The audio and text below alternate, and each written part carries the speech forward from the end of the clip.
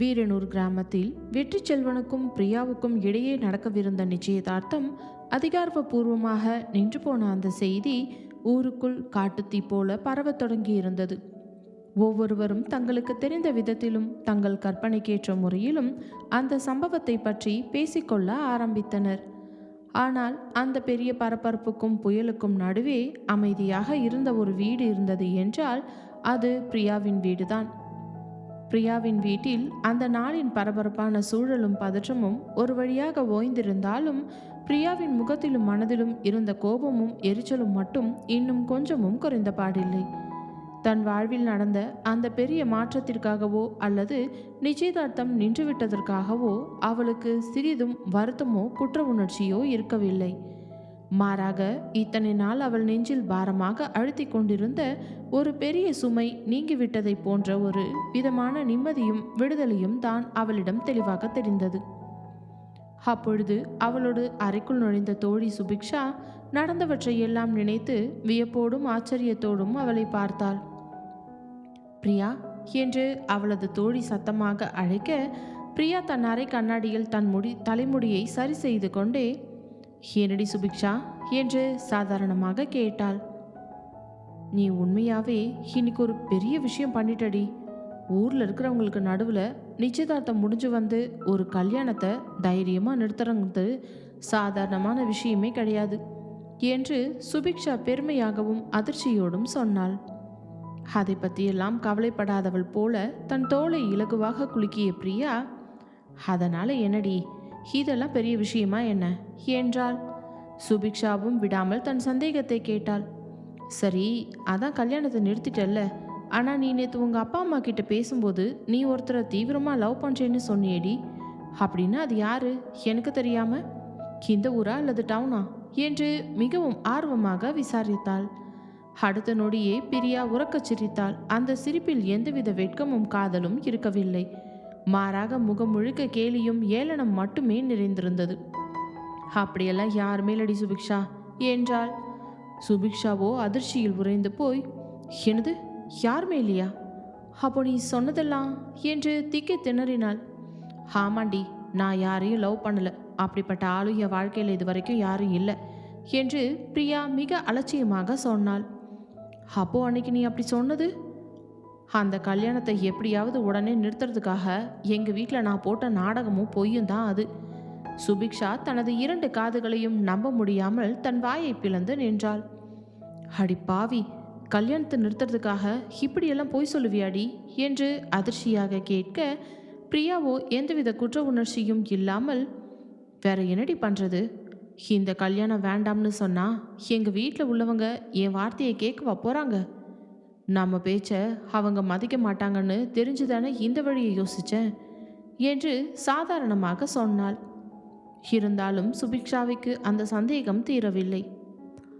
"ஆனால் உனக்கு ஏண்டி அந்த வெற்றி அண்ணாவை இவ்வளோ தூரம் பிடிக்காம போச்சு? அவர் ஊருக்கே நல்லவராக தானே இருக்காரு."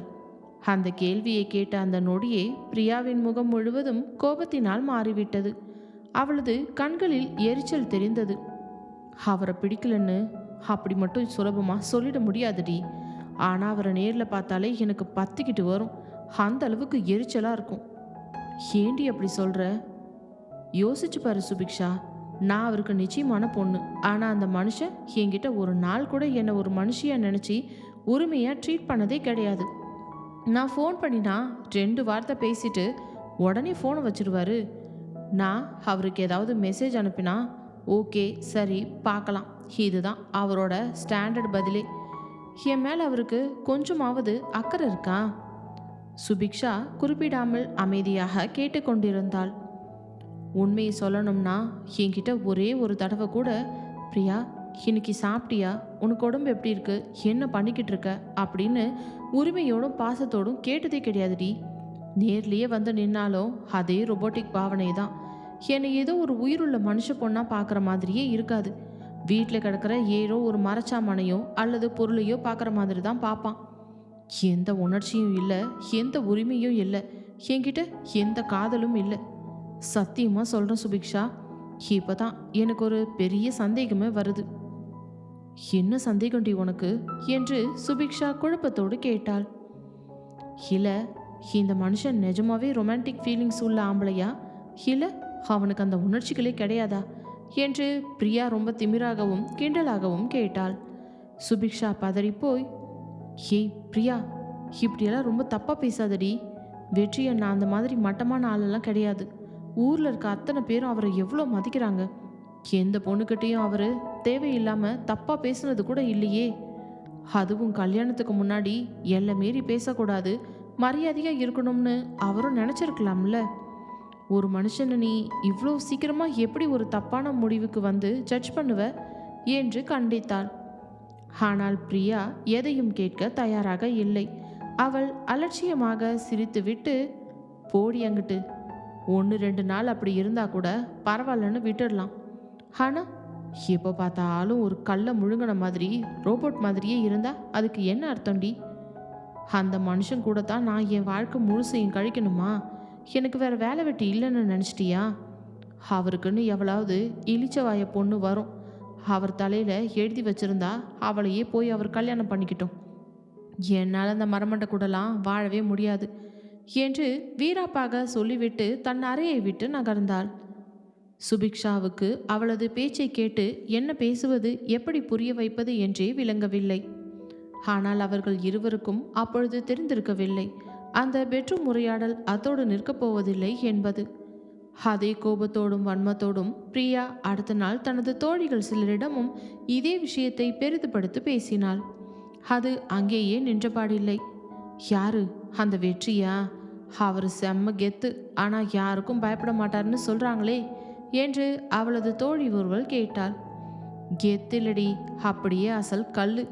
மனுஷனுக்கு கொஞ்சமாவது ஃபீலிங்ஸ் வேண்டாமா? ஏன்னா மனுஷியாவே மதிக்கல. கல்யாணம் பண்ணிக்க போறவன்றது கூட ஒரு பேசிக் ரெஸ்பெக்ட் கூட கொடுக்க தெரியல அவருக்கு என்று பிரியா அந்த விஷயத்தை ஊதி ஊதி பெருசாக்கினாள். இப்படி ஒருவரிடம் சொன்னது இருவரிடம் போனது, இருவரிடம் சொன்னது 10 பேரிடம் பரவியது. மாலை நேரம் நெருங்கும் நேரத்திற்குள் வீரனூர் கிராமம் முழுவதும் ஒரு புதுவிதமான வதந்தியும் கிசுகிசுவும் காட்டுத்தீ போல பரவ ஆரம்பித்தது. டேய், நம்ம வெற்றி நிச்சயம் நின்னதுக்கு காரணம் என்ன தெரியுமாடா? என்னவா? அவரு ஒரு எந்திர மனுஷனா. எந்த பொண்ணையும் கண்டுக்கவே மாட்டாராம். பொண்ணு ஃபோன் பண்ணா கூட பேச மாட்டாராம். அசல் ரோபோட் மாதிரி தான் இருப்பாராம். அதான் அந்த பொண்ணு தாங்காம கல்யாணம் வேண்டாம்னு ஓடிட்டாளாம். சொன்னவன் தனக்கு தோன்றியதை சேர்த்து சொன்னான்.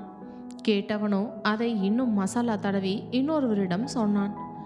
மாலைக்குள் அந்த பற்றிய கதையின் வடிவமே மொத்தமாக மாறிவிட்டது. கேள்விப்பட்டீங்களா மக்களே? வெற்றிக்கு பொண்ணுங்க மேலே இன்ட்ரெஸ்டே கிடையாதான். வீட்டில் கட்டாயப்படுத்தினதுனால தான் கல்யாணத்துக்கு சம்மதிச்சானா. அதனால் கடுப்பாகி அந்த பொண்ணே நிச்சயத்தை நிறுத்திட்டு ஓடிடுச்சு போல என்று ஊர் முழுக்க பலவிதமான அவதூறுகளும் கதைகளும் சுற்றத் தொடங்கின.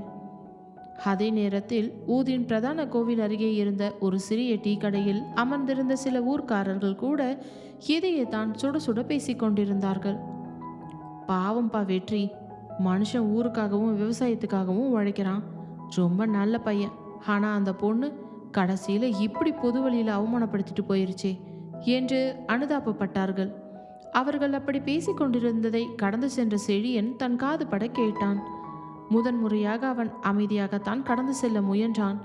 ஆனால் பிரியா வேண்டுமென்றே பரப்பிய அந்த பொய்களும் ஒருவரின் குணத்தையே பொதுமக்களுக்கு மத்தியில் அசிங்கப்படுத்துவதையும் அவனால் தாங்கிக் கொள்ள முடியவில்லை. அவனுக்கு உள்ளுக்குள் பயங்கரமான கோபம் பொங்கி வந்தது. ஒரு கல்யாணம் நின்றுதுன்னா அது 2 குடும்ப பிரச்சனை, அது வேற விஷயம்.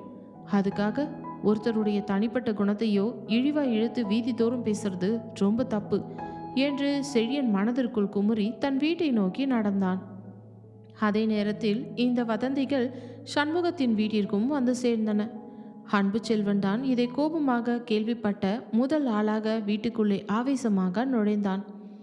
ஹன ஹன என்று கோபமாக கத்திக்கொண்டே உள்ளே வந்தான். வரவேற்பறையில் அமர்ந்திருந்த வெற்றி செல்வன் அவனை நிமிர்ந்து பார்த்து, என்னடா அன்பு, ஏன் இப்படி மூச்சு வாங்க கத்திக்கிட்டு வர்ற என்று அமைதியாக கேட்டான். அண்ணா, ஊருக்குள்ளே உங்களை பற்றி என்ன எல்லாம் பேசிக்கிட்டு இருக்காங்க, உங்களுக்கு ஏதாவது தெரியுமா தெரியாதா? அப்பொழுது லட்சுமியின் முகம் இதை கேட்டலும் முற்றிலும் வாடிப்போய்விட்டது. அவரது கண்களும் கலங்கின. வெற்றி மட்டும் எப்பொழுதும் போல எந்தவித சலனமும் இல்லாமல் கம்பீரமாக அமர்ந்திருந்தான்.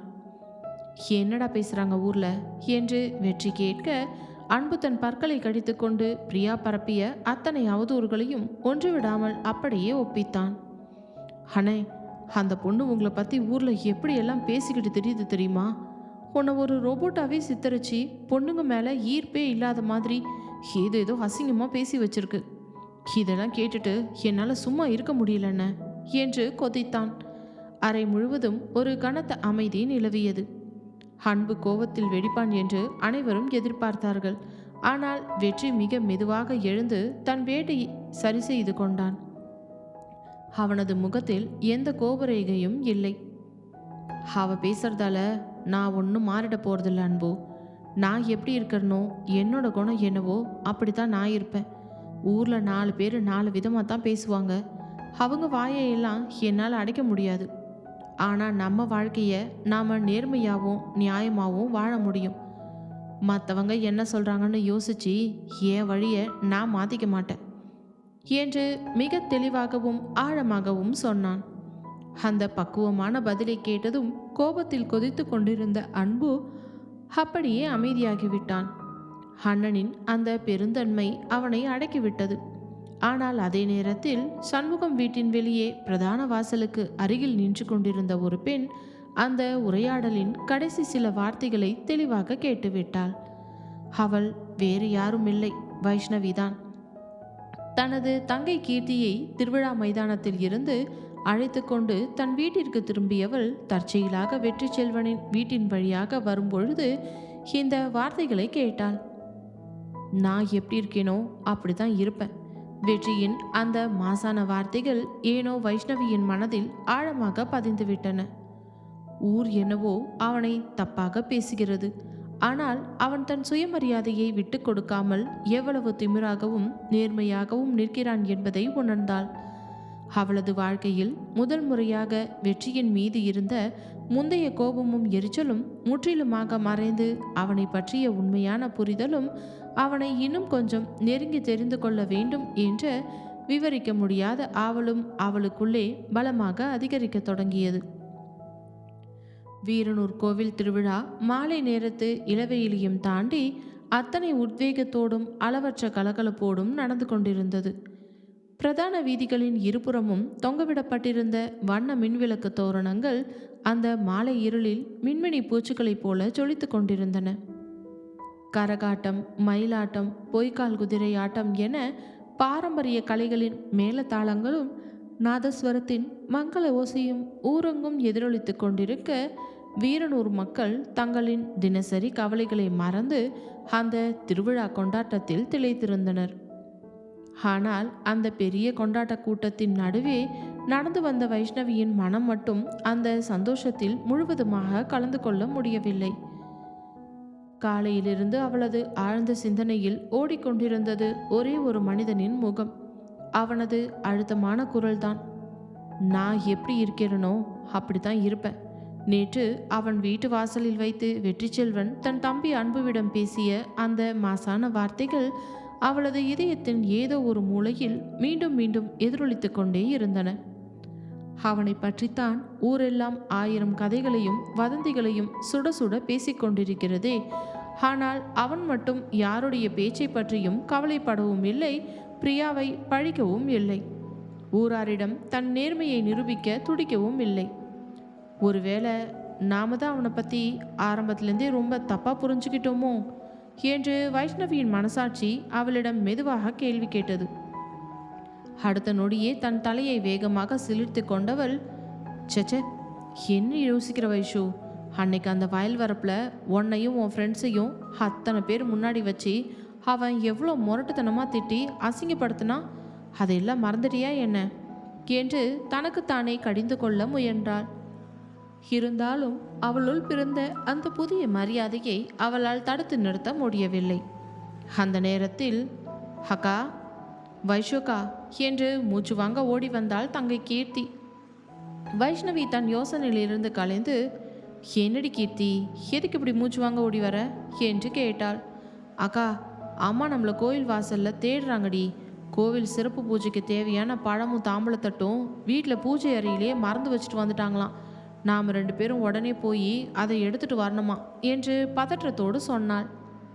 வைஷ்ணவி லேசான பெருமூச்சோடு, இப்போ வாடி, சரி வா, சீக்கிரம் போய் எடுத்துட்டு வந்தடலாம் என்று சொல்லி தங்கையை அழைத்து கொண்டு நடந்தாள்.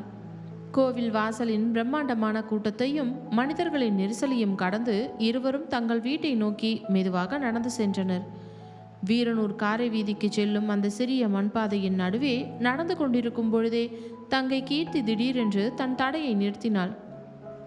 என்னடி கீர்த்தி, ஏன் திடீர்னு நின்னுட்ட என்று வைஷ்ணவி புருவத்தை உயர்த்தி கேட்க, கீர்த்தி தன் தொண்டையை தடவிக்கொண்டு, அக்கா, எனக்கு பயங்கர தாகமாக இருக்குதுக்கா.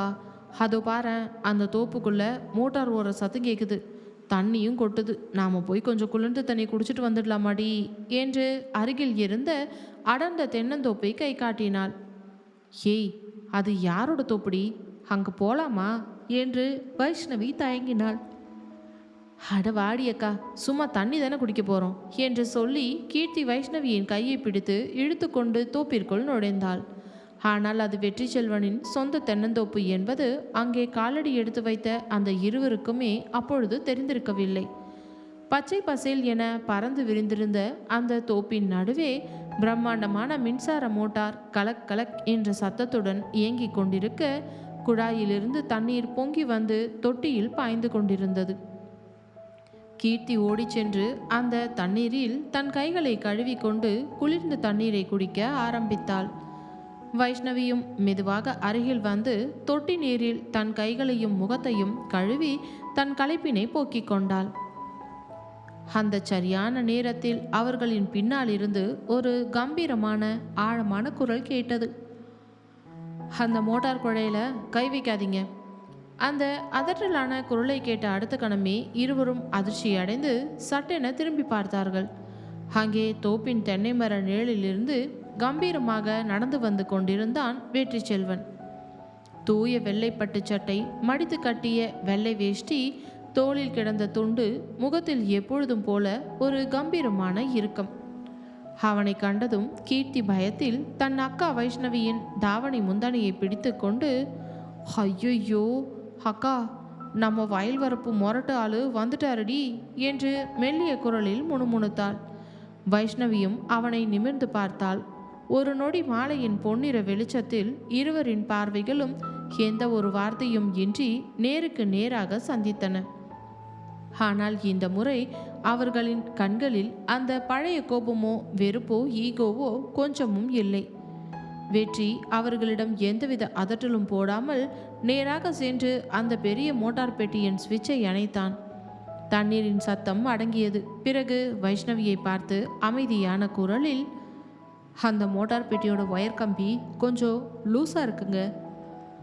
தண்ணியில் கை வச்சா ஷாக் அடிக்கிறதுக்கு வாய்ப்பு இருக்கு, அதான் ஆஃப் பண்ணேன் என்று அவன் பேசிய அந்த மென்மையான தொனியை கேட்டதும் வைஷ்ணவி வியப்பில் உறைந்து போனாள். ஏனென்றால் அவனது குரலில் வழக்கமாக இருக்கும் அந்த முரட்டுத்தனமான கோபம் கொஞ்சமும் இல்லை. அத்தனை அக்கறையும் அமைதியும் மட்டுமே இருந்தது. வைஷ்ணவி லேசாக தடுமாறி, ஓ அப்படியா, சாரி, எங்களுக்கு தெரியாது என்று மிகவும் இயல்பாக பதில் சொன்னாள். வெற்றி செல்வனுக்கே அந்த பதிலை கேட்டு ஆச்சரியமாக இருந்தது. முதன்முறையாக தன்னை கண்டாலே தொடுக்குத்தனமாக எகிரும் இந்த பெண் எந்த ஒரு ஆர்ப்பாட்டமும் இல்லாமல் அத்தனை மரியாதையாக சாரி சொன்னதை அவனால் நம்பவே முடியவில்லை. அப்பொழுது அவர்களின் நடுவே நின்று கொண்டிருந்த தங்கை கீர்த்தி இருவரையும் மாற்றி மாற்றி சந்தேகத்தோடு பார்த்தாள். அவளது சுட்டித்தனமான மனதிற்குள் ஏதோ பொறி தட்டியது. அக்கா, நீங்கள் 2 பேரும் மெதுவாக பேசிக்கிட்டு இருங்க, அம்மா கோயிலில் காத்துக்கிட்டு இருப்பாங்க. நான் முன்னாடி வீட்டுக்கு போய் அந்த பூஜை தட்டை எடுத்துகிட்டு வந்துடுறேன் என்று குறும்பூச்சிரிப்போடு சொல்லிவிட்டு வைஷ்ணவியின் பதில் சொல்வதற்கு முன்பாகவே தோப்பை விட்டு வெளியே ஓடிவிட்டாள். ஏய் கீர்த்தி, நில்லுடி என்று வைஷ்ணவி கத்துவதற்குள் அவளது உருவம் தென்னந்தோப்பின் மரங்களுக்கு இடையே மறைந்திருந்தது. இப்பொழுது அந்த பரந்த அமைதியான தென்னந்தோப்பில் வெற்றி செல்வனும் வைஷ்ணவியும் மட்டுமே தனிமையில் நின்றிருந்தனர். சுற்றிலும் வீசிய குளிர்ந்த காற்றும் மரங்களின் சலசலப்பும் தவிர வேறு எந்த சத்தமும் அங்கே இல்லை. சில நீண்ட நொடிகள் இருவருக்கும் இடையே ஒரு சுகமான அமைதி நிலவியது. இறுதியில் அந்த அமைதியை உடைத்து முதலில் பேசியவன் வெற்றி செல்வன்தான். தன் தோள் துண்டை உதறி போட்டபடி, உங்க சென்னை ஃப்ரெண்ட்ஸ் எல்லாம் ஊரை நல்லா சுற்றி பார்த்தாச்சா என்று கேட்டான். வைஷ்ணவி தன் புருவங்களை லேசாக உயர்த்தி, நீங்கள் நீங்கள் எதை கேட்குறீங்க என்றாள். வெற்றி தன் அடர்த்தியான மீசையை வருடியபடியே லேசாக புன்னகைத்து, சும்மா தான் கேட்டேன். அன்னைக்கு வயல் வரப்பில் நான் அப்படி கோவப்பட்ட பிறகு உங்கள் சென்னை ஃப்ரெண்ட்ஸ் நம்ம வீரனூர் ஊரை பற்றியும் இங்கே இருக்கிற மக்களை பற்றியும் ஒருவேளை தப்பாக நினச்சிருப்பாங்களோன்னு ஒரு யோசனை, அதான் கேட்டான் என்றான். அவனது அந்த உண்மையான கவலையை வைஷ்ணவி கொஞ்சமும் எதிர்பார்க்கவில்லை. அவளது முகத்தில் ஒரு அழகான புன்னகை அரும்பியது. இல்லைங்க, அப்படியெல்லாம் எதுவும் இல்லை. அவங்க எல்லாருக்குமே இந்த ஊரை ரொம்ப பிடிச்சிருக்கு. குறிப்பாக இங்கே இருக்கிற மக்களோட அந்த அன்பான உபசரிப்பு அவங்களுக்கு ரொம்பவே பிடிச்சிருக்கு என்று பெருமையோடு சொன்னாள். வெற்றி கம்பீரமாக தலையசைத்து, ரொம்ப நல்லதுங்க என்றான். மீண்டும் ஒரு சிறிய அமைதி. அந்த அமைதியை இந்த முறை வைஷ்ணவி தான் முன்வந்து உடைத்தாள். நான் உங்ககிட்ட ஒரு விஷயம் கேட்கலாமா வெற்றி செல்வன் என்று அவனது பெயரை முதன்முறையாக அவனது முகத்தை பார்த்து அழைத்தாள். வெற்றி செல்வனும் அவளை நிமிர்ந்து பார்த்தவன், கேளுங்க. அன்னைக்கு அந்த வயல்வெளியில் நாங்கள் செருப்போடு இறங்கினது தப்பு தான், அதை நான் ஒத்துக்கிறேன். ஆனால் அதுக்காக அன்னைக்கு நீங்கள் அவ்வளோ கோவப்பட வேண்டிய அவசியம் இருந்துச்சா என்று தன் சந்தேகத்தை கேட்டாள். வெற்றி சில நொடிகள் அமைதியாக அவளது கண்களை பார்த்தான். பிறகு அவனது கம்பீர மனமுகத்தில் ஒரு மெல்லிய அழகான சிலிர்ப்பு மலர்ந்தது. அது வெறும் நெற்பயிர் இல்லைங்க, அந்த நிலத்துல சிந்தி இருக்கிறது என் அப்பாவோட வேர்வை. அந்த வயலில் தினமும் கஷ்டப்பட்டு வேலை பார்க்குற 50 தொழிலாளர்களோட உழைப்பு. எனக்கு அந்த பயிர்களில் அவங்களோட வியர்வை தான் முதல்ல தெரியும். அதான் என்னையும் அறியாமல் அவ்வளோ கோவம் வந்துடுச்சு என்று ஆழமான குரலில் சொன்னான். வைஷ்ணவி அமைதியாக அவனது வார்த்தைகளை கேட்டுக்கொண்டிருந்தாள். அவன் சொன்ன ஒவ்வொரு வார்த்தையிலும் இருந்த அந்த உண்மையும் விவசாயத்தின் மீதான மரியாதையும் அவளது இதயத்தை தொட்டது. அவள் தன் தலையை குனிந்து, சாரி என்று மிகவும் மெதுவான உண்மையான குரலில் சொன்னாள். வெற்றி செல்வன் திகைப்போடு அவளை பார்த்தான். எதுக்குங்க சாரி கேட்குறீங்க? இல்லை, அன்னைக்கு நான் கூட நிலைமை புரியாமல் ரொம்ப ஓவராக பேசிட்டேன். அதுவும் உங்களுக்கு இங்கிலீஷ் தெரியாதுன்னு நினச்சி தேவையில்லாத வார்த்தைகளால் திட்டினது தப்பு தான் என்று தன் ஈகோவை விட்டுவிட்டு உண்மையை ஒப்புக்கொண்டாள். வெற்றியின் உதடுகளில் ஒரு அழகான சின்ன சிரிப்பு தோன்றியது. எனக்கு உங்கள் கோபம் புரிஞ்சுதுங்க என்று லேசான கிண்டலோடு சொன்னான். அந்த ஒற்றை வரி பதிலை கேட்ட அடுத்த கணமே வைஷ்ணவியின் கன்னங்கள் சிவந்து அவளுக்கே அறியாமல் வெட்கம் பொங்கி வந்தது.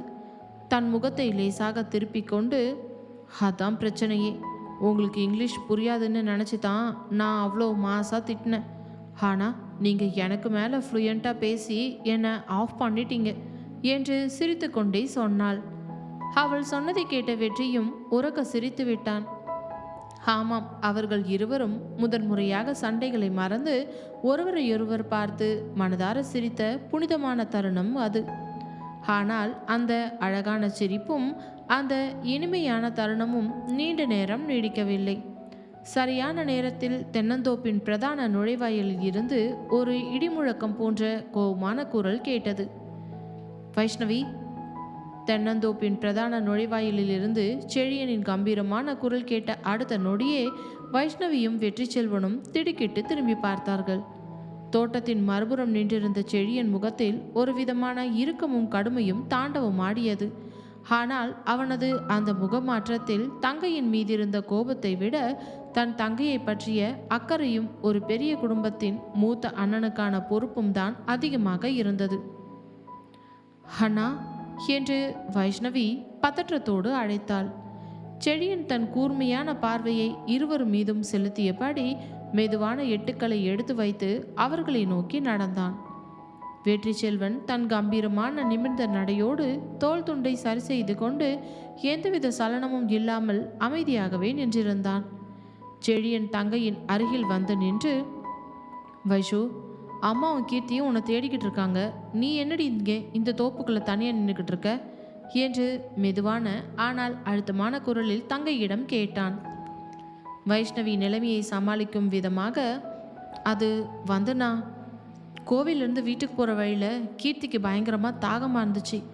அதான் தோப்புக்குள்ளே தண்ணி குடிக்க வந்தோம். இங்கே இந்த மோட்டார் பெட்டி கம்பி லூஸாக இருக்கு, ஷாக் அடிக்க வாய்ப்பு இருக்குதுன்னு வெற்றி செல்வன் சொல்லிட்டு இருந்தாருண்ணா என்று அவனை சுட்டி காட்டினாள். செழியன் தன் பார்வையை வெற்றி செல்வம் பக்கம் திருப்பினான். ஒரு நொடி அவனை உற்று பார்த்தவன் நிலைமையை புரிந்து கொண்டு சரி என்று லேசாக தலையசைத்தான். பிறகு தன் முகத்தில் இருந்த கடுமையை மாற்றி, திருவிழா வேலைகள்லாம் எப்படி போகுது வெற்றி? மண்டப வேலை, பூஜை ஏற்பாடுகள் எல்லாம் நல்லபடியாக முடிஞ்சுதா என்று மிகவும் இயல்பான குரலில் கேட்டான். செழியன் வெற்றி செல்வனிடம் இத்தனை மரியாதையாகவும் இயல்பாகவும் பேசுவான் என்று கொஞ்சமும் எதிர்பார்க்காத வைஷ்ணவி தன் புருவங்களை உயர்த்தி ஆச்சரியத்தோடு தன் அண்ணனை பார்த்தாள். வெற்றி தன் அடர்த்தியான மீசையை வருடியபடி, எல்லா வேலையும் நல்லபடியாகத்தான் போயிட்டு இருக்குங்க செழியன். இன்னும் 2 நாளில் கோவில் முக்கியமான திருவிழா முடிஞ்சிடும் என்று கம்பீரமாக பதில் சொன்னான். செழியன் புன்னகாய்த்து, ஊரில் பெரியவங்க எல்லாரும் பேசிக்கிட்டாங்க வெற்றி. இந்த வருஷம் திருவிழா வேலைகளை நீயும் அன்பும் முன்னாடி நின்று ரொம்ப பிரம்மாண்டமாக ஏற்பாடு பண்ணியிருக்கீங்கன்னு பாராட்டினாங்க என்று சொன்னான். வெற்றி லேசாக தன் தலையை குனிந்து அடக்கத்தோடு சொன்னான். அது ஊர் மக்கள் எல்லாருமா ஒன்று சேர்ந்து பண்ணுற வேலைங்க செழியன். இதில் நான் மட்டும் தனியாக எதுவும் பண்ணிடல. அவனது அந்த பதிலில் இருந்த அளவற்ற அடக்கமும் தன் உழைப்பை ஊர் மக்களுக்கு கொடுக்கும் அந்த பெருந்தன்மையும் செழியனுக்கு இன்னும் அதிகமாக பிடித்து போனது. ரொம்ப சந்தோஷம் வெற்றி, சரி நாங்கள் கிளம்புறோம் என்று சொல்லிவிட்டு தன் தங்கை வைஷ்ணவியை அழைத்து கொண்டு தோப்பை விட்டு வெளியே நடந்தான் செழியன். பாதி தூரம் நடந்த பிறகு வைஷ்ணவி தன்னையும் அறியாமல் தன் தலையை திருப்பி பின்னால் திரும்பி பார்த்தாள். வெற்றி செல்வன் இன்னும் அதே தென்னந்தோப்பின் நடுவே கம்பீரமாக நின்று கொண்டிருந்தான்.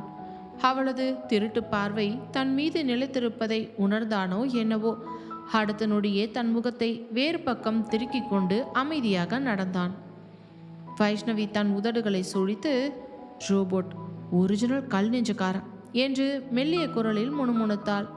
முன்னால் நடந்து கொண்டிருந்த செழியன் திரும்பி, என்ன சொன்ன வைஷு என்று கேட்க வைஷ்ணவி பதறி போய், ஐயோ ஒன்றுமில்லனா, சும்மா பாட்டு முணுமுணுத்த என்று உடனே பூசி மொழிகி சமாளித்தாள். அந்த இரவு நேரம் வீரனூர் கோவில் திருவிழாவின் மிக முக்கியமான ஊர் மக்கள் அனைவரும் ஆவலோடு எதிர்பார்க்கும் கலை நிகழ்ச்சிகள் பிரம்மாண்டமாக தொடங்கின.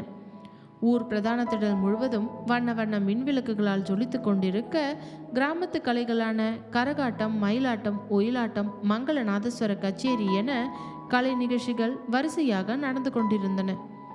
வைஷ்ணவியின் நண்பர்களான ஹரிணி, நித்யா, ராகுல், அரவிந்த், கார்த்திக் அனைவரும் பிரதான மேடையின் முன்வரிசையில் நாற்காலிகளில் அமர்ந்து ரசித்து கொண்டிருந்தனர். அங்கே வைஷ்ணவிக்கு அருகிலேயே அமர்ந்திருந்தான் கார்த்திக். கார்த்திக்கின் மனது முழுவதும் சென்னை காலேஜ் நாட்களில் இருந்தே வைஷ்ணவியை பற்றிய எண்ணங்கள் தான் ஓடிக்கொண்டிருந்தது. வைஷ்ணவியை அவன் உயிருக்கு உயிராக காதலித்து கொண்டிருந்தான். இந்த கிராமத்து திருவிழா பயணத்தின் போதாவது தன் காதலை அவளிடம் தைரியமாக சொல்லிவிட வேண்டும் என்று அவன் 1000 முறை தவித்து கொண்டிருந்தான். அவளது பட்டுப்பாவடை தாவணி அழகை பார்த்து சொக்கி போய் அமர்ந்திருந்தவன், வைஷுக்கிட்ட எப்படி ஆரம்பிக்கிறது, அவ என்ன நினைப்பா என்ற பயமும் தயக்கமும் அவனது இதயத்தை பிசைந்து கொண்டிருந்தது. அப்போது ஹரிணி மெதுவாக வைஷ்ணவியின் காதருகே வந்து கிசுகிசுத்தாள். ஹே வைஷு. வைஷ்ணவி மேடையை பார்த்தபடியே, என்னடி ஹரிணி என்றாள். அங்கே பாரேண்டி, அந்த மரத்தடியில் நிற்கிற வெற்றி செல்வன் ஒன்னையே தான் வச்சக்கண்ணு வாங்காமல் பார்த்துக்கிட்டு இருக்காருடி என்று கை காட்டினாள். அந்த வார்த்தையை கேட்ட அடுத்த கணமே வைஷ்ணவியின் இதயம் தடதடவென அடிக்கத் தொடங்கியது. வேகமாக தலையை திருப்பி அந்த மரத்தடியை பார்த்தாள். ஆனால் அங்கே வெற்றி செல்வன் இல்லை, வெறுமை மட்டுமே இருந்தது. வைஷ்ணவி தன் தோழியை பார்த்து முறைத்து, அடியை எருமை, என்னை அடி ஏமாத்திர என்று சொல்லி ஹரிணியின் தலையில் செல்லமாக ஒரு கொட்டு வைத்தாள். இவர்கள் இருவருக்கும் அருகே அமர்ந்திருந்த கார்த்திக், வைஷ்ணவி அந்த வெற்றி செல்வனின் பேரை கேட்டதும் பதறிப்போய் மரத்தடியை பார்த்த அந்த துடிப்பை கவனித்து விட்டான். அவனது நெஞ்சில் ஏதோ கூர்மையான முள்கொத்தியது போல ஒரு வலி பிறந்தது. என்ன இது, சென்னையில் இருக்கும்போது எந்த ஆணை பார்த்தாலும் அலட்சியமாக போகிற வைஷு இந்த ஊருக்கு வந்ததுல இருந்து அந்த வெற்றி செல்வன் பேரை கேட்டாலே இப்படி பதறா. ஒருவேளை வைஷு மனசில் அவன் வந்துட்டானா? ஐயோ, நான் என் காதலை சொல்கிறதுக்குள்ள எல்லாமே கைமீறி போயிடுமோ என்று கார்த்திக் உள்ளுக்குள் புடுங்கி தவித்தான். அவனால் மேடையில் நடக்கும் நிகழ்ச்சிகளில் கவனமே செலுத்த முடியவில்லை. ஆனால் அவளது நண்பர்களின் அந்த சிரிப்பும் கார்த்திக்கின் தவிப்பும் அடுத்த சில நொடிகளிலேயே அடங்கி போனது. ஏனென்றால் மேடையிலிருந்து மைக் ஒலிபெருக்கியில் ஒரு பிரம்மாண்டமான அறிவிப்பு வந்தது. அன்பார்ந்த ஊர் பொதுமக்களே, அடுத்து நடத்தவிருக்கும் விளையாட்டுப் போட்டி வீரனூர் திருவிழாவின் மாபெரும் கயிறிழுக்கும் போட்டி. அந்த வார்த்தையை கேட்ட அடுத்த கணமே மைதானத்தில் இருந்த இளைஞர்கள் அனைவரும் உற்சாகத்தில் சீறி எழுந்து கத்தி கூச்சலிட ஆரம்பித்தார்கள். கூட்டத்தில் இருந்த இளைஞர்கள் சிலர், வெற்றி என்ன, இந்த தடவையும் நம்ம அணிக்கு நீ தான் கேப்டன், வான வா என்று அவனை சூழ்ந்து கூப்பிட்டார்கள். வேட்டி சட்டையில் கம்பீரமாக அமர்ந்திருந்த வெற்றி செல்வன் தன் வேட்டியை மடித்து கட்டிக்கொண்டு லேசான புன்னகையோடு மேடை பக்கமாக எழுந்தான். அதே நேரத்தில் முன்வரிசையில் அமர்ந்திருந்த வைஷ்ணவியின் நண்பர்கள் குழுவும் குதூகலம் அடைந்தது. நண்பன் ராகுல் தன் தட்டையை சுருட்டி பிடித்து கொண்டே, ஹேய், நாமளும் இந்த கயிறு இழுக்கிற போட்டியில் களமிறங்கலாமேடா என்று கெத்தாக சொன்னான். ஹரிணி அவனை மேலும் கீழும் பார்த்து உறக்க சிரித்தவளோ, என்னது, நீயாடா, நீ போய் கயிறு இழுக்க போறியா? ராகுல் தன் முருகை காட்டி, ஏண்டி, என்னை பார்த்தா உனக்கு எப்படி தெரியுது, என்னால் முடியாதா என்ன என்றான்.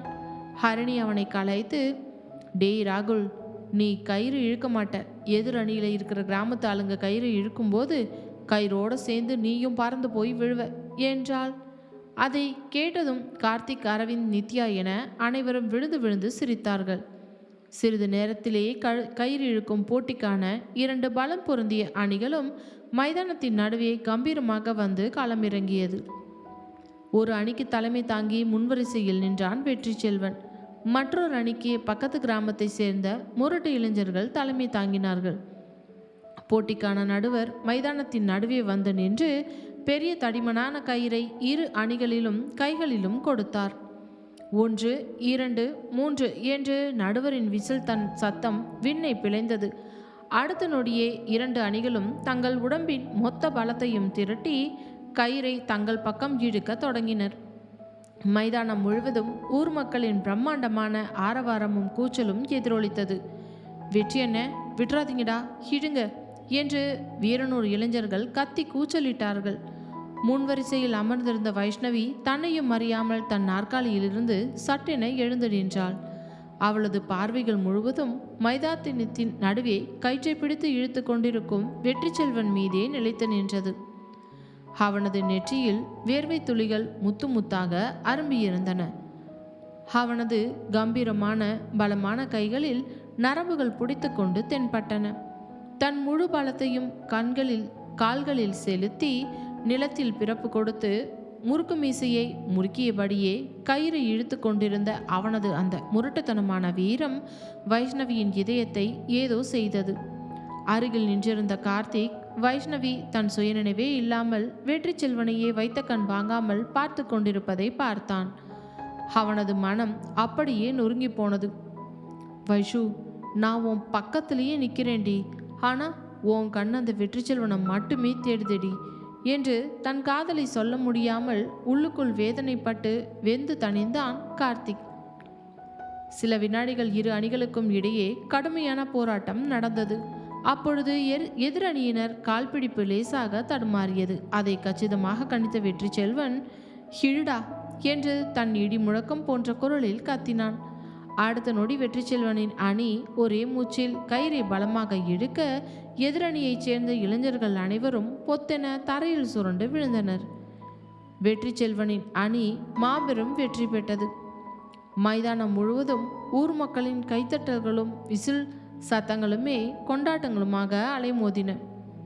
செம்ம வெற்றி அண்ணே, மாஸ் பண்ணிட்டீங்க என்று இளைஞர்கள் அவனை தூக்கி கொண்டாடினார்கள். அதே நேரத்தில் வைஷ்ணவியின் நண்பர்கள் அனைவரும் வெற்றி செல்வனின் அந்த முரட்டுத்தனமான வீரத்தை பார்த்து வியந்து போய் கொண்டிருந்தனர். டே ராகுல், அந்த ஆளு உண்மையிலேயே செம்ம கெத்தான ஆளுடா, என்ன ஒரு பலம், என்று அரவிந்த் ஆச்சரியப்பட்டான். ஆமாண்டா அரவிந்த், இவர் மட்டும் நம்ம காலேஜில் படிச்சிருந்தா காலேஜுக்கு செம்ம மாசா மாடலாக ஆயிருப்பாருடா என்று ராகுலும் ஒத்துக்கொண்டான். ஆனால் தன் நண்பர்கள் அனைவரும் வெற்றி செல்வனை இப்படி உயர்த்தி புகழ்ந்து பேசுவது ஏனோ வைஷ்ணவிக்கு கொஞ்சம் பிடிக்கவில்லை. அவளது பழைய ஈகோ லேசாக தலை தூக்கியது. தன் உதடுகளை சுழித்து, ஐயோ, அவருக்கு அவ்வளோ பெரிய சீனெல்லாம் ஒன்றுமில்லடா, சும்மா கயிறை இழுத்தாரு, அதுக்கு ஏன் இப்படி தாங்குறீங்க என்று முணுமுணுத்தாள். ஹரிணி அவளை பார்த்து நக்கலாக சிரித்தவள், ஏய் வைஷு, என்னடி இது விசித்திரமாக இருக்கு? நீ தானே அவனை எப்பவுமே திட்டுவ, இப்போ நாங்கள் அவனை பாராட்டினாலும் உனக்கு கோபம் வருதா? அப்போ உனக்கு என்ன தாண்டி வேணும்? வைஷ்ணவி தன் தோழியை பார்த்து பயங்கரமாக முறைத்தாள். அடியை ஹரிணி, வாயை மூடிட்டு நிகழ்ச்சியை மட்டும் பாரடி என்று மிரட்டினாள். நண்பர்கள் அனைவரும் மீண்டும் உரக்க சிரித்தார்கள். அருகில் நின்றிருந்த கார்த்திக் மட்டும் எந்த சிரிப்பிலும் கலந்து கொள்ளாமல் வைஷ்ணவியின் முகத்தையே ஏக்கமாக பார்த்தபடி நின்றிருந்தான். வைஷு, நீ அவனை பார்த்து கோவப்படுறியா இல்லை பொறாமப்படுறியான்னு உனக்கே தெரியலடி. ஆனால் உன் மனசில் அவன் ஆழமாக இறங்கிட்டாங்கிறது மட்டும் எனக்கு தெளிவாக தெரியுது. சென்னைக்கு திரும்புறதுக்குள்ளே எப்படியாவது என் காதலை உன்கிட்ட சொல்லியே ஆகணும்டி என்று மனதிற்குள் தீர்க்கமான முடிவை எடுத்துக்கொண்டான் கார்த்திக்.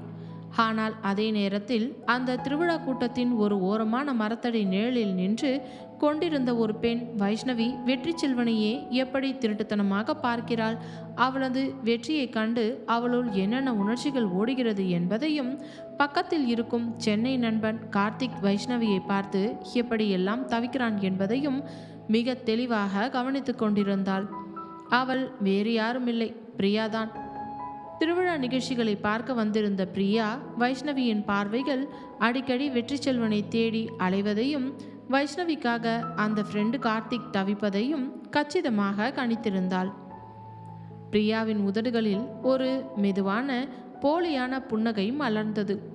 தன் மனதிற்குள்ளேயே சிரித்து கொண்டே நினைத்து கொண்டாள், அடடே, கல் நெஞ்சக்காரர்னு ஊரே பேசுகிற அந்த வெற்றி செல்வனுக்கு இங்கே ஒரு சிட்டி பொண்ணுக்கிட்ட வேற ஒரு கதை ஓடுது போலையே. அது மட்டும் இல்லாமல் அந்த சிட்டி பையன் இந்த பொண்ணை ஒன் சைடாக லவ் பண்ணி வேற துவைக்கிறான் போலையே. இவங்க முக்கோண காதலை அடுத்து என்ன கூத்து நடக்க போகுதுன்னு பொறுத்திருந்து பார்ப்போம் என்று புன்னகையோடு நகர்ந்தாள்.